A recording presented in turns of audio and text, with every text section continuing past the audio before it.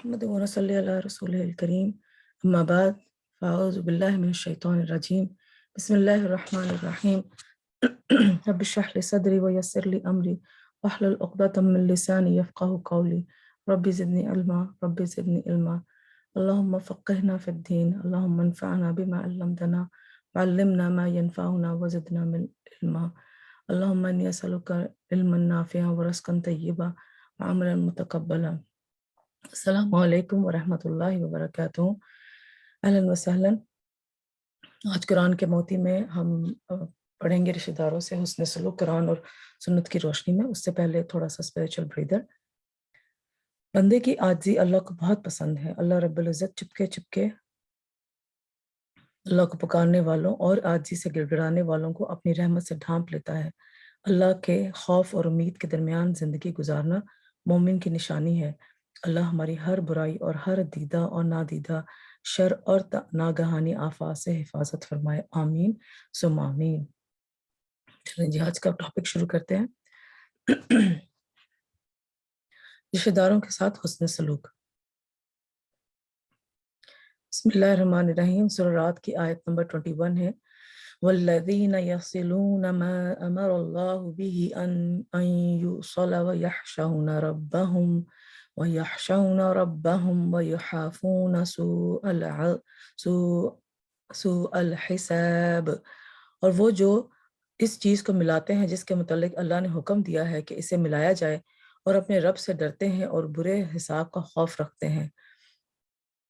इसकी word to word देख लेते हैं। वल्लज़ीना, और जो, यानी कि जो भी लोग, युसिलूना जोड़ते हैं, किसको जोड़ते हैं? मा अमरल्लाहु, जिस इसको जो अल्लाह ने हुक्म दिया है, बिही जिसका, अब किसका हुक्म दिया है कि वो जोड़ा जाए, कि जिस चीज़ को जोड़ा जाए और उसका अल्लाह ने हुक्म भी दिया है और फिर वो उसको जोड़ते हैं।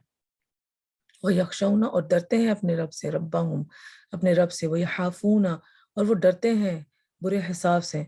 तो इस अल्लाह ताला से, अल्लाह ताला की लिए खालिस नियत रखते हुए अल्लाह से डरना और उससे बुरे हिसाब के दिन से डरना, किस लिए? कि उस चीज़ को जोड़े जिसका अल्लाह ताला ने हुक्म दिया है। अब देखते हैं कि किस चीज़ को जोड़ने का अल्लाह ताला ने हुक्म दिया है। इंसान इस दुनिया में तन्हा ज़िंदगी बसर नहीं कर सकता, बाहमी मेल मिलाप इसकी ज़रूरत है, क्योंकि एक दूसरे से मुलाकात से इंसान को सुकून मिलता है, एक दूसरे के करीब आने का मौका मिलता है। लेकिन खुशगवार ज़िंदगी के लिए ज़रूरी है कि जिन लोगों के साथ इसका करीबी ताल्लुक़ है, इनके साथ ताल्लुकात भी अच्छे हों। इंसान एक माशरे में किस तरह रहे, इसके ताल्लुकात कैसे खुशगवार हों, इसका तर्ज़ अमल कैसा हो, इसका रवैया दीगर इंसानों के साथ कैसा हो, इस बारे में हमारा दीन हमारी बेहतरीन रहनुमाई करता है। और वो ये कि लोग एक दूसरे के खैर ख्वाह हों, इनका दिल एक दूसरे के खिलाफ हसद, बुग़्ज़ और कीने से खाली हो, वो दूसरे की कामयाबी पर खुश हों, अगर दूसरे से कोई तकलीफ पहुंचे तो अफ़व दरगुज़र का मामला करने वाले हों। और इस तरह अल्लाह ने बुराई को भलाई से दूर करने का हुक्म दिया है, ताकि बाहमी ताल्लुकात में रखने पैदा ना हो। आप सल्लल्लाहु अलैहि वसल्लम ने फरमाया, तुम में सबसे बेहतर वो है जो अपने घर वालों के लिए बेहतर हो, और मैं अपने घर वालों के लिए सबसे बेहतर हूँ। तो अच्छे अखलाक का जो सबसे ज़्यादा अम, अ, हकदार है, वो आपके अपने घर वाले हैं। इंसान का सबसे पहला इम्तिहान खुद अपने घर के अंदर होता है, करीबी रिश्तेदारों के साथ होता है। अक्सर ऐसे मामलात पेश आते हैं जिनसे इंसान दिल बर्दाशा हो जाता है, लेकिन अल्लाह की नज़र में वही अच्छा है जो सब्र से काम लेते हों, इन रिश्तों को निभाए और इनसे हुस्न सलूक करता रहे। ऐसे शख्स के लिए अंजाम भी अच्छा है और इनाम भी अच्छा है। अब सूरह रात में ही हमने आयत नंबर 21 पढ़ी, तो उसमें उससे पहले उसको आयत को जोड़ते हैं। आयत नंबर 19 में अल्लाह ताला ने फरमाया, इन्नमा इन्नमा यतज़क्करु उलुल अलबाब। अब उलुल अलबाब कौन है? उलुल अलबाब वो हैं, इन्नहुम युसिलूना कुल अम्रुल्लाह ताला, कि अल्लाह ताला ने कि जो भी हुक्म दिया है उसको अम, उसको जो भी हुक्म दिया है उसको मानते हैं, उसको करने वाले हैं।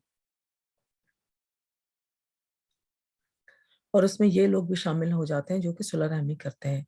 वल्लज़ीना यसिलूना मा अम्रुल्लाहु बिही अन युसला, वल्लज़ीना, کہ یہ ان تمام امور کے عام ہیں جن کو اس نے ملانے کا حکم دیا ہے۔ اب اوپر ہم نے پڑھا کہ اللہ تعالیٰ ملانے کا حکم دیتے ہیں، کن چیزوں کو ملانے کا حکم دیتے ہیں یا کن چیز کو جوڑنے کا حکم دیتے ہیں۔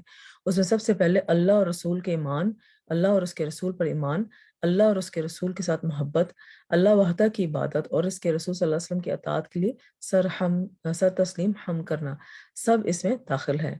اور یہ لوگ کون سے ہیں؟ جو کہ اللہ کے عذاب سے ڈرتے ہیں، جو اپنے ماں باپ کے ساتھ قولی اور فعلی حسن سلوک کے ذریعے سے صلح رحمی کرتے ہیں اور ان کی نافرمانیاں نہیں کرتے۔ اسی طرح اپنے قریبی رشتہ داروں کے ساتھ اپنے قول اور فعل میں حسن سلوک کے ذریعے سے صلح رحمی کرتے ہیں، اپنی بیویوں، اپنے دوستوں، ساتھیوں اور اپنے غلاموں کے دین اور دنیاوی حقوق کی کامل ادائیگی سے حسن سلوک سے پیش آتے ہیں۔ اب اپنے غلاموں کے ساتھ آپ کیسے دینی خوش اخلاقی کے ساتھ آپ پیش آ سکتے ہیں؟ میرے ایکسپیرینس میں ہے کہ میں کسی دعویٰ سینٹر میں گئی اور وہاں دعویٰ سینٹر میں کافی ساری جو خواتین تھیں وہاں بیٹھی ہوئی تھی اور انہوں نے ڈریس اپ کیا ہوا تھا، اپنا یونیفارم پہنا ہوا تھا، ہاؤس کیپنگ کا یونیفارم پہنا ہوا تھا۔ تو میں نے ان سے پوچھا کہ تم لوگ یہاں کیا کر رہے ہو؟ تو کہتے ہیں کہ ہم جس گھر میں کام کرتے ہیں، جس محل میں ہم لوگ کام کرتے ہیں، کسی بہت بڑے شیخ کا وہ محل تھا اور اس میں 30-40 خدامائیں کام کرتی تھیں۔ تو اس میں وہاں پر جو ہے انہوں نے، وہ ساری مسلمان خدامائیں تھیں، تو ان کی دین اور دعوت کا جو کام تھا، جو ان کو دین سکھانے کا کام تھا، وہ شیخ نے کیا ہوا تھا ان کو یہاں پہ دعویٰ سینٹر میں بھیج کے۔ تو نہ کہ آپ دین اور دنیاوی حقوق کا خیال باقی سب کا رکھیں، اپنے غلاموں کے ساتھ بھی اسی طرح سے پیش آئیں۔ وصل کا اصل معنی کیا ہے؟ احسان و کرام صلح رحمی کے لیے ہے، اطاعت کے سارے کام ہر تعلق والے سے احسان کرنا، کہ اطاعت کے سارے کام کرنا، کہ جو اللہ تعالیٰ نے قرآن و سنت کی روشنی میں ہمیں اطاعت کے کام کرنے کے، وہ سارے کام کرنا اور ہر تعلق والے سے احسان کرنا۔ اور ہر تعلق والا جو ہے وہ آپ کے اپنے رشتہ دار بھی ہیں اور وہ بھی ہیں جو کہ آپ کے رشتہ دار نہیں ہیں۔ اب احسان جو ہے یہ نیکی سے اوپر کا درجہ ہے۔ اگر کسی نے آپ کے ساتھ ایک نیکی کی، آپ اس کے ساتھ واپس 2 نیکیاں کریں تو یہ 2 نیکیاں کرنا ایک نیکی کے بدلے یہ احسان ہے۔ ایک نیکی کے بدلے ایک نیکی کرنا یہ تو صرف بدلہ دینا ہے، یہ تو آپ نے بیلنس کر دیا۔ مگر احسان کیا چیز ہے؟ اگر کسی نے آپ کے ساتھ نیکی کی، آپ اس سے بڑھ کے اس کے ساتھ نیکی کریں۔ اور احسان کیا چیز ہے کہ اگر کسی نے آپ کے ساتھ برا بھی کیا ہے پھر بھی آپ اس کے ساتھ نیکی کا معاملہ رکھیں، خاص طور پر رشتہ داروں کے ساتھ، تو یہ احسان کا معاملہ ہے اور اس کا اللہ تعالیٰ نے حکم دیا ہے اور اللہ تعالیٰ نے ڈرایا ہے اس چیز سے کہ اس میں بہت بڑا عذاب ہے اگر ہم لوگ احسان کا رشتہ اپنے گھر والوں کے ساتھ نہیں رکھتے۔ ماؤں کی طرف سے نسبت کے رشتے اور باپ کی طرف سے نسبت کے رشتے، یہ تمام تعلقات کے لیے بھی ہے کہ تمام تعلق والے لوگوں سے محبت اور احسان کا معاملہ کیا جائے، دوستوں کے ساتھ بھی۔ ایمان والوں کا اپنے مشرک والدین کے ساتھ بھی صلح رحمی کرنا۔ اسماء بنت ابو بکر کی جو بیٹی تھیں، سے روایت ہے، کوئی کہتی ہیں کہ حضور صلی اللہ علیہ وسلم سے زمانے میں میری والدہ جو مشرکہ تھیں میرے یہاں آئیں، میں نے حضور صلی اللہ علیہ وسلم سے پوچھا اور کہا کہ وہ میرے پاس کچھ مالی تعاون کی امید سے آئی ہیں، تو کیا میں اپنی والدہ کے ساتھ صلح رحمی کر سکتی ہوں؟ آپ صلی اللہ علیہ وسلم فرمائے ہاں، اپنی والدہ کے ساتھ صلح رحمی کرو۔ یہ اس وقت کا واقعہ ہے جب ایک کانٹریکٹ ہو چکا تھا مسلمانوں اور مشرکوں کے درمیان میں کہ کوئی ایک دوسرے کی ہیلپ نہیں کرے گا ایک دوسرے کو۔ مگر جب ان کی والدہ آئیں تو اس کے حضور صلی اللہ علیہ وسلم نے ان کو ان کے ساتھ صلح رحمی کرنے کا حکم دیا، حتیٰ کہ وہ کانٹریکٹ بھی تھا۔ یخشون ربهم ویخافون سوء العذاب۔ اور یہ سارا صلح رحمی اور تعلقات اچھے رکھنا اپنے گھر والوں کے ساتھ، جن کے ساتھ بھی آپ کا تعلق، آپ کے دوست احباب، آپ کے رشتہ دار، آپ کے ہمسائے، ان کے ساتھ اچھا تعلق رکھنا کیوں رکھا جاتا ہے؟ کہ اللہ تعالیٰ کے عذاب سے بچا جائے، اللہ تعالیٰ کے ڈر کے سے رکھا جائے، کیونکہ اللہ تعالیٰ نے حکم دے دیا، بس اس کے بعد اگر ہم حکم بجا نہیں لائیں گے تو جو ہے اللہ تعالیٰ کے عذاب کے مستحق ہوں گے۔ ٹھیک ہے، تو اللہ تعالیٰ کے ڈر کے کہ ہم یہ نہ ہو کہ کسی سے ہمیں کسی اچھائی کی امید ہو کہ فلانے شخص سے جڑ کے رہیں گے تو ہمارے مشکل میں وہ کام آئے گا یا ہمیں پیسے دے گا یا ہمارے فلانے کام کرے گا، تو اس وجہ سے نہیں، آپ اللہ تعالیٰ کے ساتھ ڈر کے، اللہ تعالیٰ کے لیے خالص نیت کر کے اس بندے کے ساتھ اپنے تعلقات اچھے رکھیں تو اس کا اجر بھی بہت زیادہ اللہ تعالیٰ دیں گے آپ کو۔ اور اس کے آگے کیا کیا اس کے فائدے ہیں وہ آگے ہم پڑھتے ہیں۔ اور وہ سبب جس کی بنا پر بندہ ان امور کو ملاتا ہے جن کو اللہ نے ملانے کا حکم دیا ہے، وہ اللہ اور روز حساب کا خوف ہے۔ اس لیے فرمایا وہ یخشون ربہم، یعنی وہ اللہ سے ڈرتے ہیں۔ اللہ کا خوف اور قیامت کے دن اس کے حضور پیش ہونے کا ڈر انہیں اللہ کی نافرمانی کے ارتکاب اور اس کے احکام میں کوتاہی سے بچاتا ہے۔ ان کا یہ رویہ عذاب کے ڈر اور ثواب کی امید کی بنا پر ہے۔ ٹھیک ہے، کہ یہ رویہ جو حسن سلوک رکھنی ہے، بہت امپورٹنٹ بات ہے کہ ہماری نیتیں بالکل خالص ہوں، کہ ہمیں عذاب کا ڈر ہو، ثواب کی ہم امید رکھیں اور اللہ تعالیٰ سے ہم ڈریں۔ قیامت کے دن کی ہولناکیاں اور حساب کتاب کی باریکیوں سے ڈرے۔ برے حساب سے مراد یہ ہے، فرقت کہتے ہیں کہ مجھ سے ابراہیم نے پوچھا تدریما سئول حساب، کہ یہ کیا ہے، سئول حساب کیا ہے، جس میں ہر چیز کی پوچھ گچھ کی جائے گی اور اس کا پورا پورا احاطہ کیا جائے اور اس پر تنقید کی جائے، اور جس سے یہ حساب لے لیا گیا اس کو عذاب دے دیا جائے گا۔ استغفر اللہ، کہ ہم اس وقت جو ہے اللہ کی رحمت سے امید رکھتے ہوئے سیدھا جنت میں ہی چلے جائیں تو بہتر ہے۔ جہاں پہ ہمیں سٹاپ کر کے پوچھ لیا گیا نا کہ یہ کہاں پہ کیوں کیسے ہوا، تو بس اس کی خیر نہیں۔ تو ہم اس برے حساب سے بچنے کے لیے اللہ کے اس حکم کو جو ہے بجا لانے کی کوشش کریں، اور اس میں ہماری نیت بالکل اللہ تعالیٰ کے لیے خالص ہو۔ خشیت اور خوف میں فرق، راغب ان دونوں کا فرق بیان کرتے ہیں۔ وہ کہتے ہیں، یہ تفسیر قرطبی میں ہے کہ بس وہ کہتے ہیں کہ خشیت ایسا خوف ہے جس میں تعظیم ملی ہوتی ہے، یعنی کہ آپ اس لیے نہ ڈریں کہ وہ اگلا مجھے مار دے گا، آپ اس لیے ڈریں کہ آپ کی جو ہے وہ آپ اس کے اگلے کی رسپیکٹ کرتے ہیں کہ وہ ناراض نہ ہو جائے ہم سے، جیسے ہم پیرنٹس کا ہوتا ہے۔ ہم پیرنٹس کے ساتھ فرینڈشپ ریلیشن شپ بھی ہمارا ہوتا ہے، مگر ایک رسپیکٹ کا درجہ ہمیشہ رہتا ہے کہ اس سے زیادہ اگر ہم نے اپنی لمٹ کراس کی تو یہ نہ ہو کہ ہماری ناراضگی ہو جائے، ہمارے پیرنٹس برا منا جائے۔ تو وہ تعظیم کا جو خوف ہوتا ہے وہ اس خوف کو کہتے ہیں خشیت، اور اکثر یہ خوف علم کی وجہ سے ہوتا ہے، یعنی کہ جس کو علم ہوگا کہ ہم نے پیرنٹس کے ساتھ اچھے طرح سے سلوک کرنا ہے اور ان کو جو ہے وہ خوش رکھنا ہے، بے شک وہ ہمارے ساتھ بالکل فرینڈس کا ریلیشن شپ بھی ہے ان کا، ہمارے ساتھ ہنسی مذاق بھی ہوتی ہے، مگر ہمیں یہ علم ہے کہ قرآن میں لکھا ہوا ہے کہ ان کے ساتھ ہم نے ذرا سی بدتمیزی کی تو وہ ناراض ہو سکتے ہیں اور وہ اللہ تعالیٰ کی ناراضگی کا بھی باعث بن سکتے ہیں۔ اور بعض علماء کہتے ہیں کہ خشیت شدید ترین خوف کو کہتے ہیں، کیونکہ یہ عرب کے قول شجرہ خشیہ سے معروف ہے، یعنی خشک پودا، خشک درخت، کہ شدید قسم کے خوف کو بھی یہ کہتے ہیں۔ تو خشیت جو ہے وہ اللہ کے لیے ہو، خوف آخرت کا ہو، کہ ہم خشیت اللہ تعالیٰ کے لیے ہو، ایسا خوف کہ اللہ تعالیٰ ہم سے ناراض نہ ہو جائیں، یا ہم سے کوئی ایسی کوتاہی نہ ہو جائے اللہ تعالیٰ کی بارگاہ میں، اور خوف آخرت کے لیے ہے۔ اللہ کی خشیت سے کیا مراد ہے؟ تو یہاں صحیح مسلم کی حدیث ہے، فرمایا تم اللہ سے اس طرح ڈرو کہ، یعنی کہ اللہ سے خشیت اگر ہم نے کرنی ہے تو اس طرح سے، یہ ایک پریکٹیکل پوائنٹ بتایا ہوا ہے کہ اللہ سے اس طرح ڈرو کہ گویا وہ تم اللہ کو دیکھ رہے ہو، کہ اللہ آپ کوئی بھی کام کریں تو آپ یہ سمجھیں، اپنے امیجن میں یہ بنا لیں، امیجنیشن میں یہ بنا لیں کہ ہمارے سامنے اللہ کھڑا ہے اور ہم یہ کام کر رہے ہیں اللہ کے لیے۔ جب آپ اپنی امیجنیشن میں یہ چیز بنا لیں گے کہ جو ہے اللہ ہمارے سامنے کھڑا ہے اور ہم یہ کام کر رہے ہیں، تو وہ کام کرنا اللہ ایک تو آسان ہو جائے گا، وہ کام کرنا کہ ہم اللہ تعالیٰ کے لیے یہ کام کر رہے ہیں، اور پھر ہم اس کام کو بہت ہی زیادہ خوش اسلوبی کے ساتھ کریں گے، اچھے دل کے ساتھ کریں گے۔ ٹھیک ہے، تو اس خشیت اس طرح کا ڈر ہے کہ تم یہ دیکھو کہ آپ اللہ کو دیکھ رہے ہیں۔ اگر یہ مرتبہ حاصل نہ ہوا کہ آپ نہیں امیجنیشن میں لا پا رہے یا بار بار پریکٹس کرنے نہیں آ رہا، تو کم از کم اتنا یقین رکھیں کہ اللہ آپ کو دیکھ رہا ہے۔ ٹھیک ہے نا؟ تو جیسے اگر آپ نہیں یہ مائنڈ میں لا پا رہے کہ میں اللہ کو دیکھ کے یہ کام کر رہی ہوں، تو آپ یہ کم از کم یہ مائنڈ میں لانا شروع کر دیں کہ اللہ مجھے دیکھ رہے کام کرتے ہوئے۔ تو اس کے بعد اللہ تعالیٰ وہ توفیق بھی دے دے گا کہ ایسا ہمیں لگے گا کہ ہم اللہ کو دیکھ کے یہ کام کر رہے ہیں۔ تو انشاءاللہ آج کوشش کریں کہ یہ اپنے پریکٹس میں یہ چیز لائیں کہ کچھ بھی آپ کام کریں، آپ سمجھیں کہ میں اللہ کو دیکھ رہی ہوں۔ ٹھیک ہے، اہل ایمان کا آخرت کے دن سے خوف کھاتے ہوئے نیک عمل کرنا۔ وہ مرد جنہیں اللہ کے ذکر سے اور نماز قائم کرنے اور زکوٰۃ دینے سے نہ کوئی تجارت غافل کرتی ہے اور نہ کوئی خرید و فروخت، وہ اس دن سے ڈرتے ہیں جس میں دل اور آنکھیں الٹ جائیں۔ ہم نے کل یہ پڑھا تھا، رزق اتنا اتنا میانہ روی سے رزق حاصل کیا کریں کہ جس میں جو ہے آپ کی نمازیں، آپ کا زکوٰۃ اور آپ کا جو اللہ کا ذکر ہے اس میں خلل پیدا نہ ہو۔ جہاں پہ آپ کا وہ خلل پیدا ہو رہا ہے، اس کا مطلب ہے آپ اپنے آپ کو تھکا رہے ہیں اس کام کے لیے جس کا کوئی فائدہ ہی نہیں ہے۔ اللہ نے جتنا رزق آپ کی قسمت میں لکھا ہوا ہے اتنا رزق اللہ نے آپ کو دے ہی دینا، چاہے آپ 12 گھنٹے کام کریں یا 18 گھنٹے یا 24 گھنٹے کام کریں، تو بہتر ہے کہ اتنا کام کریں جس میں آپ کی ضروریات زندگی پوری ہو جائے اور پھر آپ اللہ کے دین کو ٹائم بھی دے سکیں۔ دیکھیں نا، ہمارا دین جو ہے ہمیں ہر کام میں بیلنس سکھاتا ہے۔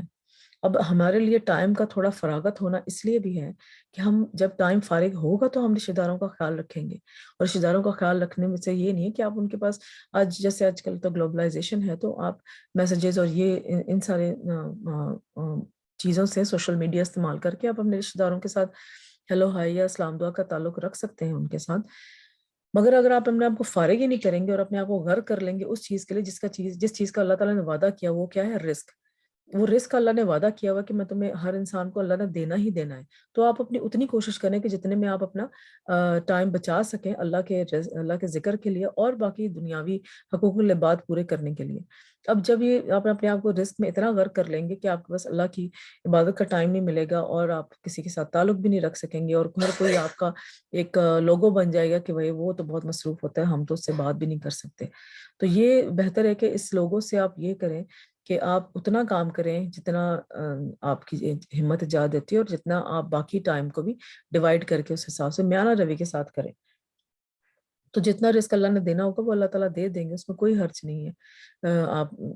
آپ زیادہ کام کریں یا کم کام کریں۔ آگے صورت انسان میں ہے، جو اپنی نظر پوری کرتے ہیں اور اس دن سے نظر پوری کرتے ہیں، لائک جو وعدہ اللہ سے کیا کہ اللہ تعالیٰ یہ ہو جائے تو میں یہ کروں گا، تو نظر پوری کرتے ہیں اور اس دن سے ڈرتے ہیں کہ جس کی مصیبت بہت زیادہ پھیلی ہوئی ہو، اور وہ کھانا کھلاتے ہیں اس کی محبت میں مسکین اور یتیم اور قیدی کو، اور کہتے ہیں ہم تو صرف اللہ کے چہرے کی خاطر تمہیں کھلاتے ہیں، یعنی کہ ہمیں صرف اللہ کی چہرہ مقصود ہے، ہمیں صرف جو ہے جنت الفردوس مقصود ہے، اس لیے ہم یہ سارے اچھے کام کریں، نہ تو تم کوئی بدلہ چاہتے ہو اور نہ شکریہ۔ یعنی کہ حتیٰ کہ اگر آپ نے کسی کو یہ کھانا کھلایا ہے یا کسی کے لیے کوئی اچھا کام کیا ہے تو آپ اس سے شکریہ کی امید بھی نہ رکھیں۔ اکثر لوگ یہ کہتے ہوئے سنتے ہیں نا کہ بھائی ہم نے اتنا کیا، اس نے اتنا بھی نہیں کیا کہ ہمیں شکریہ ہی کر دے یا مسکرا کے ہماری طرف دیکھ ہی لے، تو آپ کو یہ بھی امید رکھنے کی اجازت نہیں ہے۔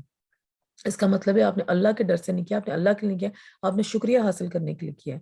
تو اللہ تعالیٰ قرآن میں ہمیں یہ بتاتا ہے کہ جو اللہ کے چہرے کی خاطر تم کام کرو، جو اللہ کے لیے تم کام کرو، اس میں شکریہ تک کی امید نہ رکھو، اور اپنے دل جو ہے آوازار اس بات سے نہ کریں کہ جو ہے اس نے مجھے شکریہ نہیں کہا تو یہ تو بہت بری بات ہے، یا اگلی دفعہ آپ اس کے ساتھ موڈ دکھائیں اس کو، یا کوئی ایسا کام کریں جس کو پتہ لگے کہ اگلا ناراض ہے، تو یہ ہمیں کرنے کی اجازت نہیں ہے۔ یقیناً ہم اپنے رب سے اس دن سے ڈرتے ہیں جو بہت منہ بنانے والا، سخت تیزی چڑھانے والا ہوگا، کہ اللہ تعالیٰ کے عذاب سے ڈریں، اللہ تعالیٰ کے اس دن سے ڈریں جس دن ہمارا صرف حامی و ناصر اللہ تعالیٰ ہی ہوگا اور کوئی نہیں ہوگا۔ تو جب بھی کسی کے ساتھ حسن سلوک کریں تو اس پہ شکریہ تک کی امید نہ رکھیں۔ اچھا، ایک بات یہ بھی ہے کہ آپ یہ بھی نہیں کہنا بہتر کہ آپ جو ہے ہمارے لیے دعا کیجیے گا، تو وہ اس میں یہ آ جاتے ہیں کہ آپ دعا کے لیے کر رہے ہیں، آپ دعا کے لیے کام کر رہے ہیں کہ آپ کو دعا چاہیے کسی مسکین، کسی یتیم کی، ہاں وہ اپنی طرف سے جتنی مرضی دعائیں کرتے ہیں، مگر آپ مت کہیں آگے سے، جب شکریہ تک کہنے کا نہیں ہے حکم، تو ہم اگلے کو یہ کیسے کہہ سکتے ہیں کہ ہمارے لیے دعا کیجیے گا؟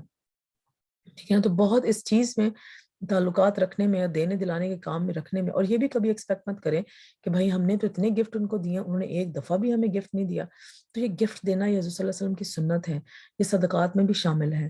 آپ اپنے دوست احباب کو گفٹس وغیرہ دیا کریں، مگر آگے سے یہ امید نہ رکھا کریں کہ وہ بھی ہمیں گفٹ دے گا، اور بچوں کو بھی شروع سے یہ عادت ڈالیں کہ ہاں آپ نے اللہ کے لیے یہ کام کیا ہے، تو اللہ تعالیٰ ہی آپ کو اس کا اجر دے گا، تو آپ کو جو ہے وہ یہ بھی آگے سے امید رکھنے کی ضرورت نہیں ہے، اور نہ ہی جو ہے وہ آپ اپنے بچوں کو بھی سکھائیں، یہ شروع سے ہی ان کو سکھائیں، اور اس سے دیکھیں نا بہت سارے معاشرتی جو ہیں خرابیاں جو ہیں وہ وجود میں نہیں آتی۔ جب آپ نے کسی کو گفٹ دیا اور واپسی میں اس نے شکریہ بھی نہیں کہا، تو آپ نے تو پہلے سے اپنا مائنڈ سیٹ یہ بنایا ہوا ہے نا کہ میں کسی چیز کی امید نہیں رکھتا اگلے سے، چاہے وہ کوئی بھی ہو، چاہے ماں باپ ہوں، بہن بھائی ہوں، رشتے دار ہوں، آپ کے دوست ہوں، آپ کے ہمسائے ہوں، آپ کے ویسے کوئی کولیگز ہوں اس کے، تو آپ نہ شکریہ کی امید رکھیں اور نہ ہی کسی نے کہہ دیا تو ویل اینڈ گڈ، کسی نے دعا دے دی تو ویل اینڈ گڈ، مگر آپ خود سے یہ نہ کہیں، کیونکہ ہمارا مقصد جو ہے وہ اللہ تعالیٰ کو راضی کرنا ہے، اللہ تعالیٰ کے احکام کو پورا کرنا ہے، امر بالمعروف کرنا ہے، کہ جو اللہ تعالیٰ نے ہمیں اچھے کام کرنے کے لیے کہا ہے ہم اس کو پورا کریں، پورے اچھی طرح سے انجام دیں، اس میں کوئی بھی جو ہے ہمارا دنیاوی فائدہ نہ شامل ہو۔ صلح رحمی کا معنی اور مفہوم اور اچھی طرح سے جان لیتے ہیں۔ اس کی لغوی تعریف کیا ہے، اس کی ڈکشنری اس کے لنگوسٹک میننگ کیا ہے؟ ایک چیز کو دوسری چیز کے ساتھ ملانا حتیٰ کہ وہ اس سے چمٹ جائے، یعنی کہ جیسے میگنیٹ ایک دوسرے کے چمکتا ہے نا، تو اس کو ویسے چمٹ جانا۔ ہجران کی یعنی چھوڑنے کی ضد، ہجران یعنی ہجرت سے ہے، تو اس کا اپوزٹ ہے، تو چھوڑنے کی چھوڑ دینا ہے، بالکل نا، ایک جگہ سے دوسری جگہ چلے جانا۔ اصطلاحی تعریف کیا ہے کہ اس کے جو کنٹیکسچل میننگ کیا ہے؟ ابن منظور نے لغوی اور اصطلاحی معنوں کے درمیان تعلق کو واضح کرتے ہوئے کہا، یہ کنایا ہے ان رشتہ داروں پر احسان کرنے کے بارے میں جو نسبی ہوں اور سسرالی ہوں، ان پر شفقت کرنا اور ان کے ساتھ نرمی سے پیش آنا اور ان کے احوال کی رعایت کرنا، اگرچہ وہ دور کے رشتہ دار ہوں یا وہ بدسلوکی کرتے ہوں، اور قطع رحمی ان سب چیزوں کے برعکس کو کہتے ہیں۔ گویا وہ ان پر احسان کرتا ہے تو اپنے اور اپنے درمیان قرابت داری اور سسرالی رشتہ داری اور جائز صلہ اور عطیہ کو ملاتا ہے۔ صلح رحمی کی جامع تعریف کیا ہے؟ کہ جتنا ہو سکے رشتہ داروں کو خیر پہنچانا اور حسب طاقت جتنا ہو سکے ان سے شر کو دور رکھنا، ٹھیک ہے؟ یعنی کہ آپ ان کی شر سے دور رکھنے کا کیا ہے کہ آپ ان کی زندگی کے معاملات جانیں، کیونکہ ایسا کام تو نہیں کر رہے کہ جس سے جو ہے وہ شرک جو ہے اس میں ملوث ہو رہے ہیں یا اپنا فضول ٹائم ادھر ضائع کر رہے ہیں، تو آپ ان کو کوئی کورس میں رجسٹر کروا دیں کہ اللہ تعالیٰ کے زیادہ قریب ہو جائیں، یا کوئی آن لائن کورس ان کو بائی کروا دیں تاکہ وہ اللہ تعالیٰ کے زیادہ قریب ہو جائیں۔ تو اس طرح کے آپ چھوٹے موٹے کام کر سکتے ہیں۔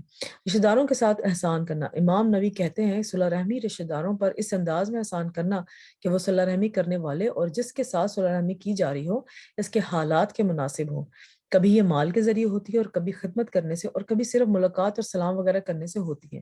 اب کتنے رشتہ دار ہوتے ہیں جن کو پیسوں کی ضرورت ہوتی ہے تو وہ آپ سے سلام دعا رکھتے ہیں یا آپ ان سے سلام دعا رکھتے ہیں اس لیے کہ کل کو اگر کوئی پیسوں کی ان کو ضرورت ہو اور جو ہے وہ ہاں آپ اس کی جو ہے مدد کرنے والے ہوں، یعنی ان کی بیسک ضروریات ہے زندگی۔ اور کبھی یہ ہے کہ ان کو پیسوں کی ضرورت نہیں ہوتی، ان کو دل کرتا ہے کہ وہ یا کہ ہم سے بات کرے، کوئی ملاقات کرے، کوئی بزرگ ہوتے ہیں گھر میں، ان کے ساتھ آپ نے ایسا رکھا ہوا ہے تعلقات کہ آپ جو ہیں وہ ایک پراپر طریقے سے ایک سیٹ ٹائم کے طریقے سے آپ نے اپنا ٹائم رکھا ہوا ہے کہ ہاں جی میں اس دن ان کے پاس جاؤں گی، ان کے حال چال پوچھوں گی۔ یعنی کہ آپ کی کمیونٹی میں آپ کے ہمسائے میں کوئی ہو سکتا ہے جن کے پاس ان کو، یعنی کہ بوڑھے ہیں، اسپیشلی یہ جو نارتھ امریکہ میں لوگ رہتے ہیں، ان میں جو بوڑھے ہوتے ہیں ان کے لیے ایک سوشل سیٹ اپ بنانا یہاں پہ مشکل ہوتا ہے۔ تو آپ یہ کوشش کریں کہ ان کے ساتھ جا کے ہفتے میں ایک دفعہ یا 2 ہفتے میں ایک دفعہ ان کے ساتھ جا کے وہ بیٹھ کے سلام دعا کرنا کہ ہم آپ سے ملنے آئے۔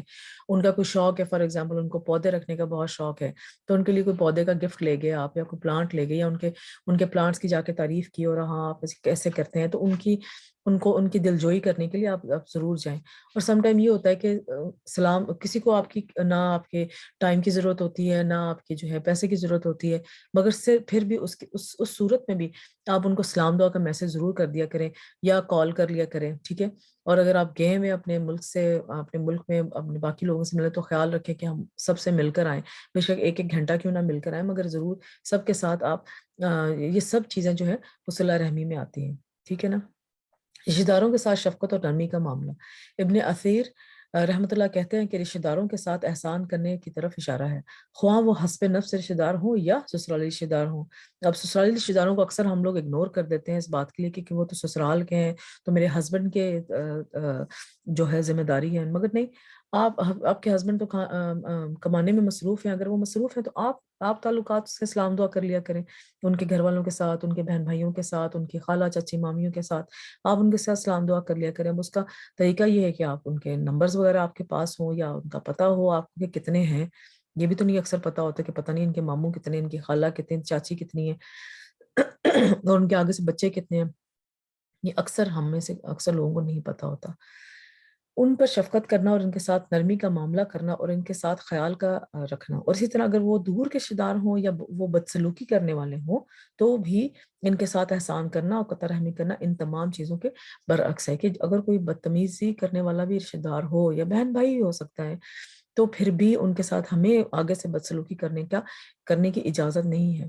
اب یہ سارا کام ایک ہوم ورک کی طرح لگ رہا ہے, تو وہ تھوڑا ٹائم آپ نکالیں, ہوم ورک کریں اس کے اوپر کہ کون کتنے کس طرح کے رشتے دار ہیں. میری بیٹی نے ایک دفعہ ہمارا جب چھوٹی تھی تب تو اتنا نہیں اندازہ ہوتا کہ کتنے کزنز ہیں, کتنے رشتے دار ہیں. تو پھر اس کو میں نے وربلی, اس نے مجھ سے پوچھا اور میں نے اس کو وربلی بتایا. پھر خیر ہم جا کے مل کے بھی آئے, مگر اس نے کیا کیا, خود سے, اس نے مجھے بڑی اچھی بات لگی, اس نے خود سے ہی جو ہے وہ اپنے پیپر پین سے لیا اور سب کے لکھے کہ اچھا پاپا کے کتنے بہن بھائی ہیں, آپ کے کتنے بہن بھائی, ان کے کتنے بچے ہیں, ان کے بچوں کے نام کیا ہے, اور اس طرح. تو اس نے سارا وہ ہوم ورک کر کے تو اس نے کیا, اور بعد میں بڑی خوش ہوئی کہ ہاں جی ہمارے جو ہیں 40 to 50 میرے کزنس ہیں اور لائک اتنا بڑا میرا خاندان ہے. تو وہ اس بات سے بڑی خوش ہوئی, اور اس کو یہ جو ہے نا, اس طرح ہم لوگ بھی ہوم ورک کریں کہ ہمارے چلے ہمیں اپنے مدر کے فادر کی طرف سے تو پتہ ہوتے ہیں, مگر جو سسرالی رشتے دار ہیں ان کا اکثر پتہ نہیں ہوتا. تو ہوم ورک کریں, لکھ لیں, نہیں یاد رہتا تو لکھ لیں, تو لکھ کے ان کو بار بار ریوائز کریں, بچوں کو بتائیں کہ اس طرح جی ایکسٹینڈڈ فیملی ہماری یہ اس طرح سے ہے اور یہ اس طرح سے ان کے حالات ہیں, تو ان کو بتائیں. اور جتنا بھی اپروچ میں آپ کر سکیں اور اپنی نیت رکھیں کہ ہم یہ سارے کام کریں گے انشاءاللہ. اور ایٹ لیسٹ موبائل اور فون اور واٹس ایپ تو سب کے پاس ہے, سلام دعا کا میسج تو آپ کر ہی سکتے ہیں. اگر وہ آپ کو نہیں بھی جانتے تو آپ اپنا انٹروڈیوس کروائیں کہ میں فلانے کی وائف ہوں یا ان کی بہو ہوں اور آپ سے سلام دعا کے لیے وہ کہہ رہی ہوں. تو اب سم ٹائمز اب یہ ہوتا ہے, یہ ایک اور مسئلہ آ جاتا ہے کہ آپ کے سسرالی رشتے دار جو ہیں وہ کسی کے ساتھ قطع تعلق ہی کی ہوتی ہے, تو اس میں اب کیا کیا جائے. اب جو ہے اس میں یہ کیا جائے کہ جو ہے وہ آپ پھر بھی ان سے سلام دعا کا تعلق رکھیں, اور جو ہے کوشش کریں کہ اس طرح اتنا لمٹ رکھیں کہ جو ہے آپ کے جو ہے وہ ساس یا آپ کے ہسبینڈ یا آپ کے اور کوئی سسرالی رشتے دار جو آپ کے بہت قریب ہوں وہ ناراض ہونے کا خدشہ نہ ہو. تو ایک بیلنس طریقے سے جو ہے نا وہ آپ یہ کام کر سکتے ہیں. ٹھیک ہے, تو یہ کہ ہر گھر میں اپنا اپنا طور طریقہ اور ماحول کے مطابق آپ اس پہ ہوم ورک کریں اور اس میں جو ہے وہ اپنے رشتے داروں کے ساتھ جڑنے کی کوشش کریں. مگر آپ اپنی کوشش تو کریں نا. فار ایگزامپل آپ کو کسی رشتے دار کے ساتھ جڑنا ہے, سسرالی رشتے دار ہے اور اس کے ساتھ جڑنا ہے, اور آپ بہت کوشش کریں کہ اس کا ٹیلی فون نمبر مجھے کہیں سے مل جائے.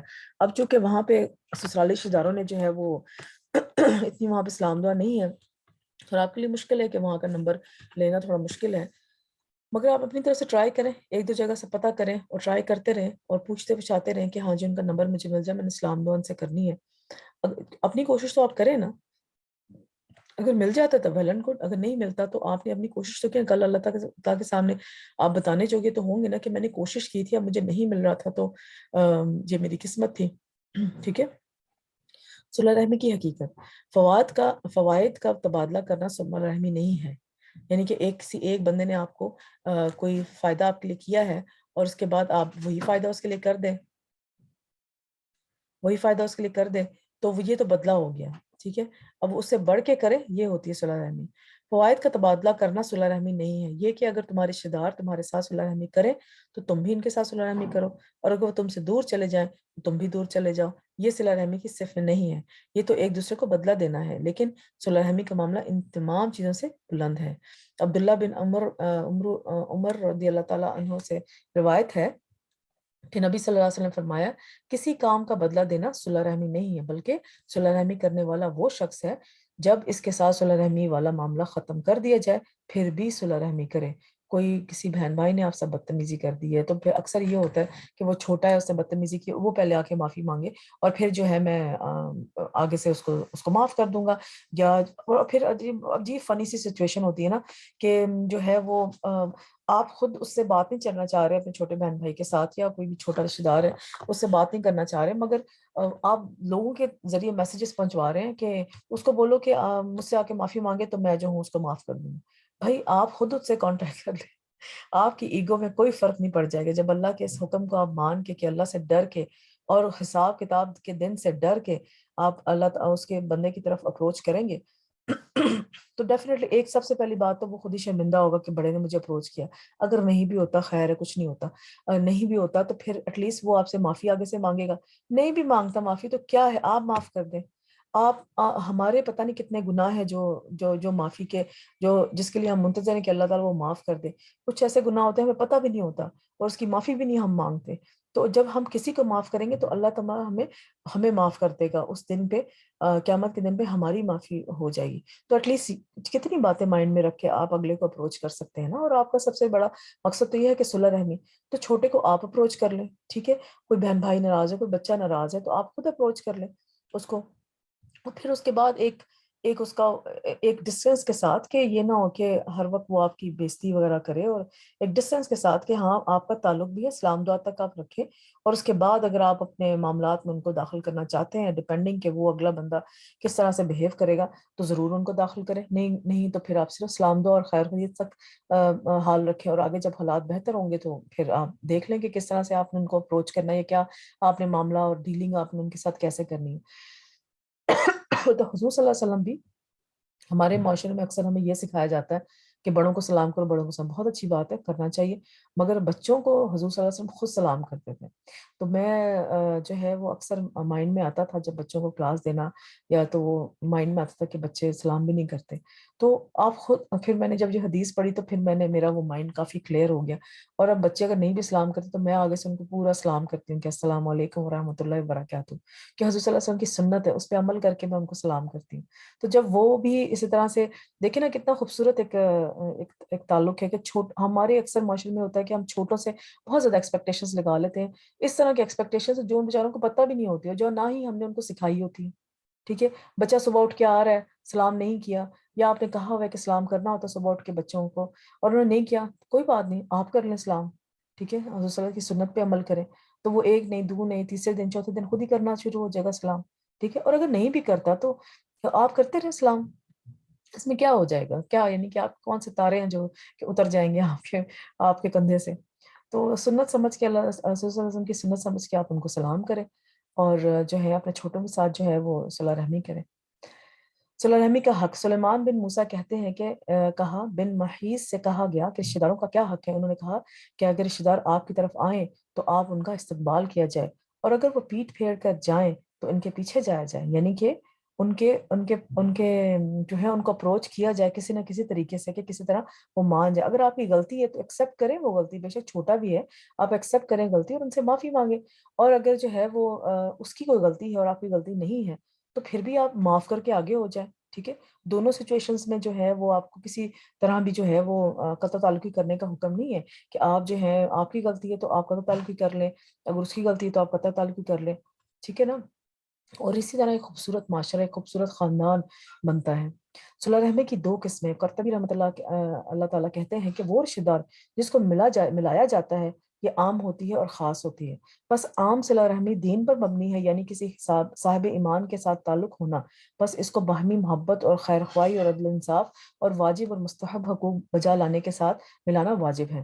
یعنی کہ عام جو کہ باقی سارے لوگوں کے ساتھ کرتے ہیں ہم لوگ، کہ اپنے فرینڈس کے ساتھ، اپنے رشتہ داروں کے ساتھ، ہمسایوں کے ساتھ آنے جانے، کوئی بھی روڈ پہ واک کر لے یا کہیں آپ کو مال میں مل گیا ہے تو آپ اس کے ساتھ سلام دعا کریں. ان کے ساتھ اگر کتنا ہوتا ہے کہ کوئی مدر کاٹ لے کے آ رہی ہے، آپ نے دروازہ کھول دیا، دروازہ کھول کے آپ نے دیکھا کہ پیچھے کوئی آ رہا ہے تو آپ ان کو جانے کے لیے پہلے دیں. سب چیزیں صلہ رحمی میں آتی ہیں. کوئی کسی کو ہیلپ چاہیے، کسی کی کوئی چیز گر گیا، آپ نے اٹھا کے اس کے ہاتھ میں واپس وہ چیز دے دی ہے، تو یہ سارا کرنا واجب ہے. خاص صلہ رحمی یہ ہے کہ آپ ان تمام چیزوں کے ساتھ خرچ کو بڑھا دیں اور اس کے حالات کی خبر گیری کرتے رہیں، ان کی غلطیوں کو نظر انداز کرتے رہیں. جیسے میں نے پہلے بھی کہا کہ آپ کو ان کے حالات کا کسی نہ کسی طرح سے پتہ ہو. آپ اگر نہیں بھی ان کو اپروچ کر سکتے تو ان سے جو ملنے جلنے والے لوگ ہیں ان کو جو ہے آپ ان کا حال چال پوچھتے رہیں کہ کیا حال چال ہے ان کا. تو ہمیں اپنی طرح سے اب یہ سب کام ہم کب کریں؟ اب مسئلہ یہ ہے کہ ٹائم ہی نہیں ہوتا. تو یہ سب کام ہم کب کریں؟ اب یہ سب کام ہمارے مائنڈ میں ہوں گے تو ہم کریں گے. اب مائنڈ میں کیسے ہوں گے؟ ہمارے نالج میں آئے گی بات تو ہم کریں گے. جب نالج میں کوئی بات آتی ہے اور ہمیں پتہ لگتا ہے کہ صلہ رحمی اس طرح سے کرنا ہوتی ہے، اور ہمارے دل میں اللہ کا خوف پیدا ہوتا ہے کہ اللہ کے لیے ہم نے کرنی اور حساب کتاب سے بچنے کے لیے کرنا ہے، تو پھر خود بخود پلاننگ میں اور آپ کو وقت خود بخود ہی نکل آتا ہے. تو موٹیویشن جو ہے نا آپ کو یہ کام کرنے کے لیے وہ یہ ہے کہ یوم آخرت میں اللہ کے عذاب سے بچنے کے ایک موٹیویشن اپنے دل میں ہمیشہ رکھیں. پھر آپ کے خود ہی ٹائم بھی نکلے گا, خود ہی لوگوں کو تلاش بھی آپ کرنا شروع کریں, اس میں پراپر ایک ہوم ورک کریں گے. اور دیکھیں نا, کوئی زندگی میں چینج لانے کے لیے شروع میں تھوڑا سا اسٹرگل کرنا پڑتا ہے. شروع میں ڈیفینیٹلی آپ کو تھوڑا ہوم ورک کرنا پڑے گا, آپ کو اسٹرگل کرنی پڑے گی, کون کون کہاں کہاں کس طرح رہتا ہے, ان کے حالات کیا ہے, ان کے گھر میں جو ہے وہ سورس آف انکم کیا ہے, ان کے گھر میں پڑھنے والے بچے کون سے ہیں, دینی تعلیم حاصل کرنے والے بچے کون سے ہیں.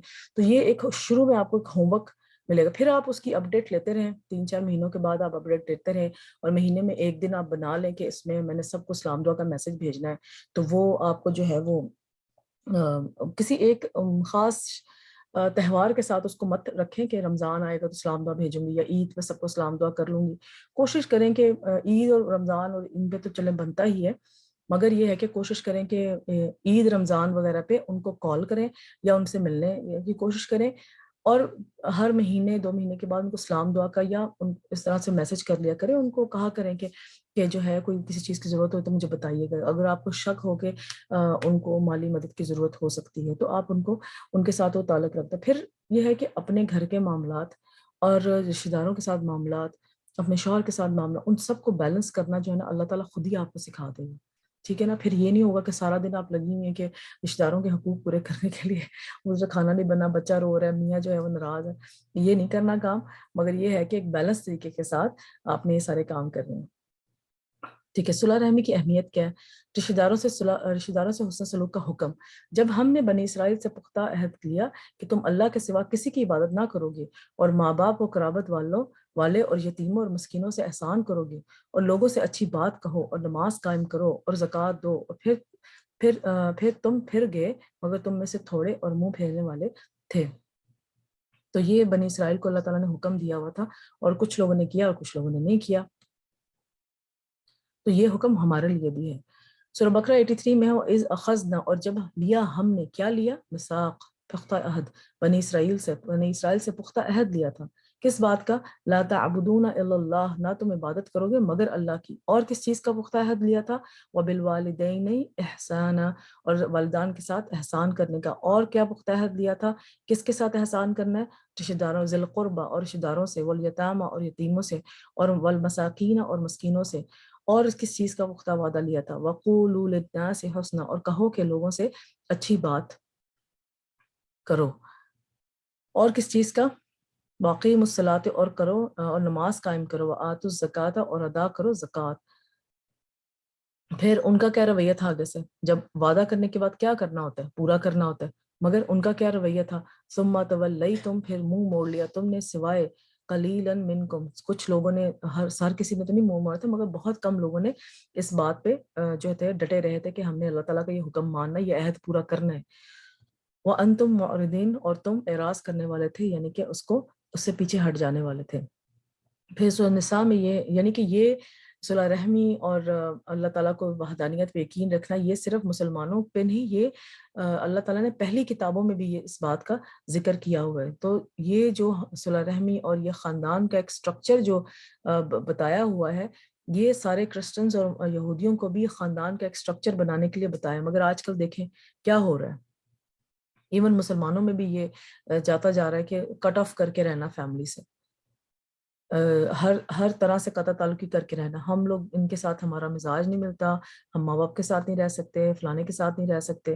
ٹھیک ہے, ایک جہاں تک حد بالکل ہی پار ہو جائے وہاں تو چلے, آپ کو اجازت ہے, مگر تھوڑا بہت برداشت کر کے ایک دوسرے کو رہا جا سکتا ہے. اور آج بھی بہت ساری مثالیں ایسی ملتی ہیں آپ کو کہ صلح رحمی کے ساتھ, خاص طور پر صلح رحمی کے ساتھ.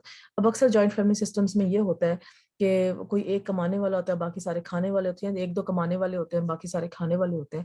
تو ہر ایک پہ احسان جتایا جا رہا ہوتا ہے کہ ہم کما رہے تھے تو تم کھا رہے تھے, اور ہمارا بڑا احسان ہے تم پہ. اور یہ پھر معاملات نہیں کرنے چاہیے. آپ صلح رحمی کے ساتھ آپ یہ معیر کر کے نہ کریں کہ میں نے اتنا کیا, اگلا بھی اتنا کرے. ٹھیک ہے, آپ نے اپنی استطاعت کے مطابق کیا, اگلا کل کو اگر نہیں بھی اپنی استطاعت کے مطابق کرتا تو آپ امید نہ رکھیں. فار ایگزامپل, ایک سمپل سی مثال آپ کو دیتی ہوں. اکثر بہن بھائیوں میں یہ ہوتا ہے کہ کسی بہن بھائی کے بچے کی شادی ہوتی ہے تو سارے وہ جو ہے اس میں اپنا حصہ ڈالتے ہیں کہ چلو اس کا جو ہے اچھا سا ہو جائے. آپ اپنا حصہ ڈال رہے ہیں, یا اپنا وہ اس میں دے رہے ہیں، کل کو آپ امید نہ رکھیں ان سے کہ ہمیں وہ واپس ملے گا. آپ ایک گفٹ سمجھ کے دیں اور اس کو یعنی کہ اپنا جیسے حضور صلی اللہ علیہ وسلم سنت پہ پورا کرتے ہوئے کہ حضور صلی اللہ علیہ وسلم نے گفٹس ایکسچینج کرنے کو سنت کرتے ہوئے سنت سمجھتے ہوئے آپ اس کو پورا کریں. کل کوئی امید نہ رکھے کہ میرے بچے کی شادی ہوئی تو اس نے کیا دیا. اب نہ امید رکھیں، کوئی بات نہیں، کچھ نہیں ہوتا. کچھ آپ دینے والے بنے، آپ کے دینے سے آپ کے خزانوں میں کمی نہیں آئے گی. اللہ تعالیٰ اور بہت سارے راستے نکال دے گا انشاءاللہ.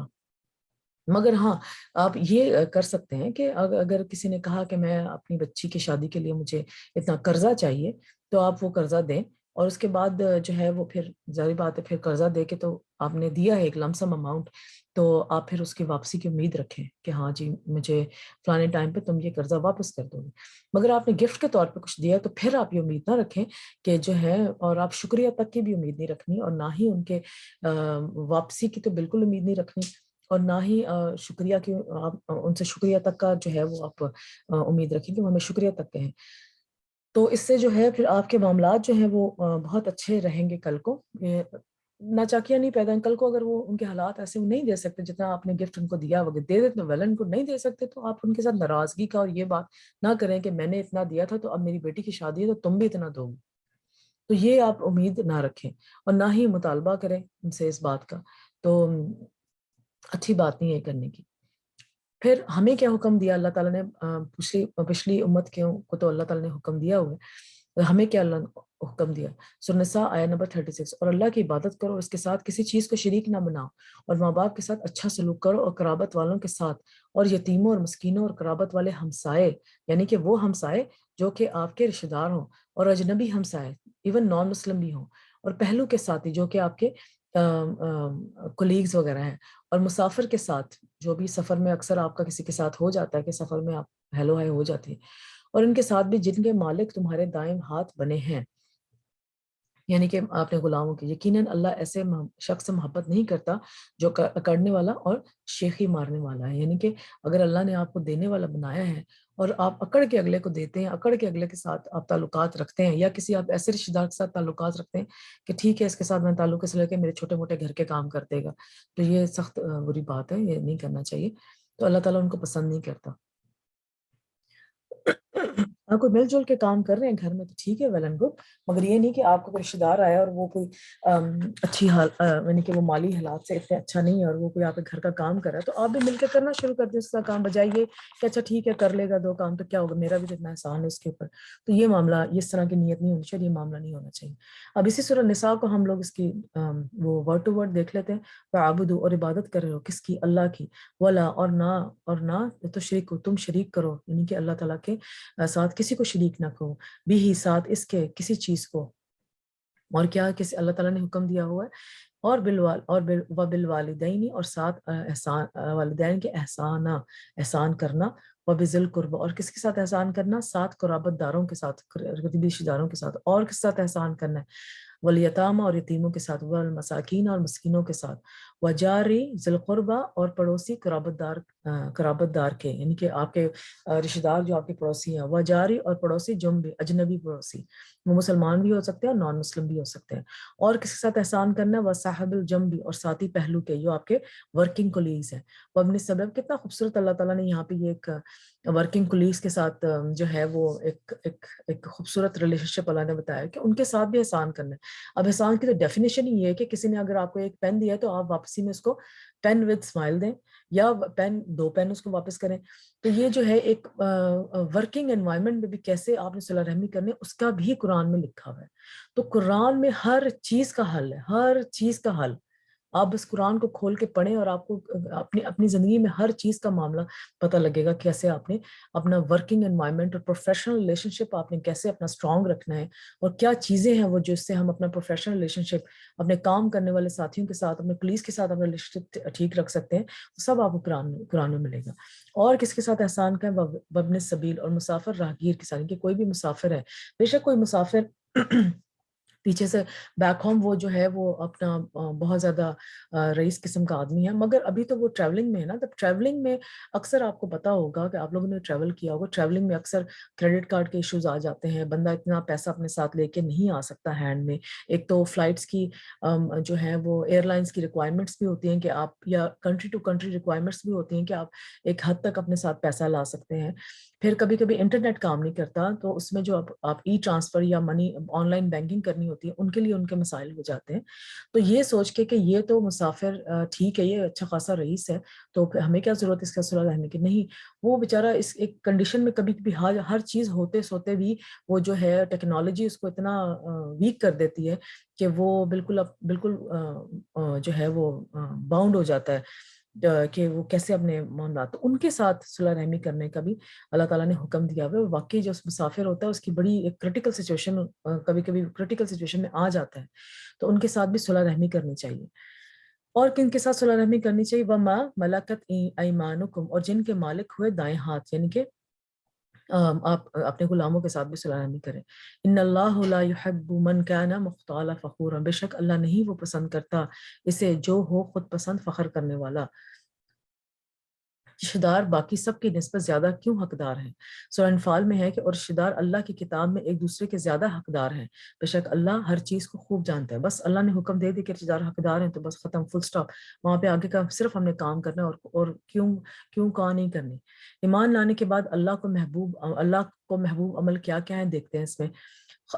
حسن قبیلہ کے ایک آدمی سے روایت ہے کہ وہ کہتے ہیں کہ میں نے حضرت صلی اللہ علیہ وسلم کے پاس آیا جبکہ آپ صلی اللہ علیہ وسلم اپنے صحابہ کے ساتھ بیٹھے تھے. میں نے کہا کہ آپ ہیں وہ جو یقین رکھتے ہیں کہ آپ اللہ کے رسول ہیں؟ آپ صلی اللہ علیہ وسلم فرمایا ہاں. میں نے کہا اے اللہ کے رسول، کون سے اعمال اللہ کو سب سے زیادہ محبوب ہیں؟ تو آپ صلی اللہ علیہ وسلم نے فرمایا، میرا گلچ کر رہا ہے یہ. تو آپ صلی اللہ علیہ وسلم فرمایا صلح رحمی. پھر میں نے کہا کہ اے اللہ کے رسول پھر کون سا عمل؟ آپ صلی اللہ علیہ وسلم فرمایا نیکی کا حکم دینا اور برائی سے روکنا. پھر میں نے کہا اے اللہ کے رسول کون سے اعمال اللہ کو سب سے زیادہ پسند ہے؟ تو آپ نے فرمایا اللہ کے ساتھ شریک ناپسند ہے، یعنی کہ کون سے اعمال ناپسند ہیں؟ اللہ کے ساتھ شریک ٹھہرانا. میں نے کہا اے اللہ کے رسول پھر کون سا عمل ناپسند ہے؟ آپ نے فرمایا قطع رحمی. پھر میں نے کہا اللہ کے پھر کون سے عمل ناپسند ہے؟ آپ نے فرمایا برائی کا حکم دینا اور نیکی سے روکنا. یہ اللہ تعالیٰ کے ناپسندیدہ اعمال میں سے عمل ہے. گلچ کیوں کر رہا ہے؟ اسکریچنگ.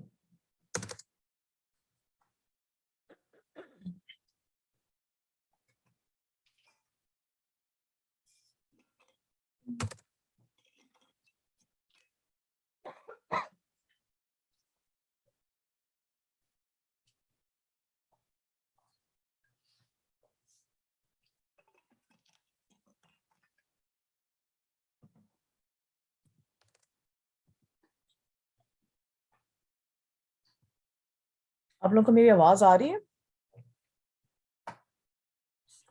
ہاں جی آ رہی ہے آواز. ہاں جی آ رہی ہے آواز. پتہ نہیں بلیک آؤٹ ہو گئی ایک دم سے میری اسکرین. آپ لوگوں کو بلیک آؤٹ لگ رہی؟ Yeah, it's blacked out.